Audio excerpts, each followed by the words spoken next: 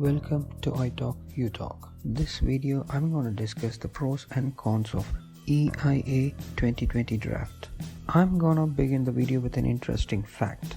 You know who is the eldest tax paying lady in India? It is Miss Girija Bai. She's 117 years old. She lives in Madhya Pradesh and she pays taxes on her savings and pension. Applause to Miss Girija Bai. Okay, what is EIA? Environment Impact Assessment. There are many people sledging this EIA draft 2020 for many reasons, but as a common man, I understand EIA trying to equate ecological damage and economic benefit. If you dig furthermore, you will understand that EIA focuses more on the economic growth and pave way for industrial developments by compromising the existing pollution controls and safety doctrines with respect to pollution control and public safety. For your information, this is not the first EIA. The very first EIA came out in 1994. The second draft came out in 2006.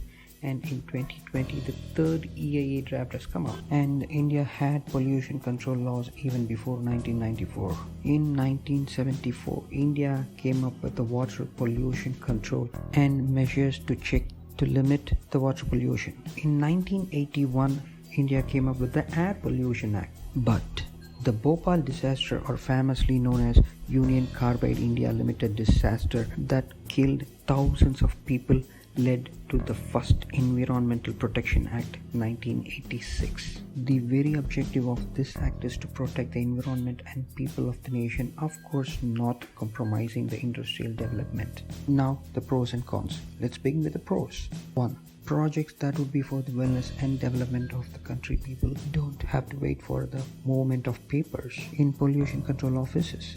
2. When you relax rules, that is obviously going to attract the foreign investors. You can expect a lot of foreign companies, MNCs, to come to India and begin their businesses, industries. Basically, the foreign investments will go up. Number 3, there will be lots and lots of jobs created. 4, this can be seen as spirit of liberalization. 5, small companies and entrepreneurs shall no more wait for the clearances and they can just go ahead with their projects. Now, the cons or doubts that we have. Number 1, what about sustainable development? How is the act or the draft addressing sustainable development? If it addresses, that's fine, but how? People would be very happy if the government puts on more clarity to this. Number 2, post facto. We always believe prevention is better than cure, and this is just the opposite. Post facto. What are you going to do if something bad happens? The best and worst thing you can do is you can blame yourself, and nothing more could be done. Number 3, coming up with new acts, amendments is fine. Simultaneously, we need to come up with new measures, new indices for pollution. What is the threshold limit that government has arrived to? These are some very basic doubts a random person could come up with. Number 4, according to this assessment, roads can cut through the forest and dredging of major rivers are okay. Seriously? Number 5, a very important doubt is, can a project that violates Environment Act apply for clearance? That's a serious doubt.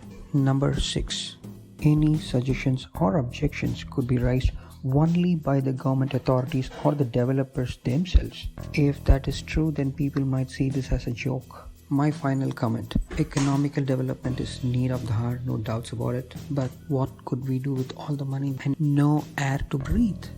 Time capsules to help people of the future, like 200 years from now, is all okay, but without sustainable development, the world cannot make it to 200 years from now. That's what we need to understand. I only hope the government authorities and environmental experts make sure that EIA 2020 brings only the good things to people and the economy.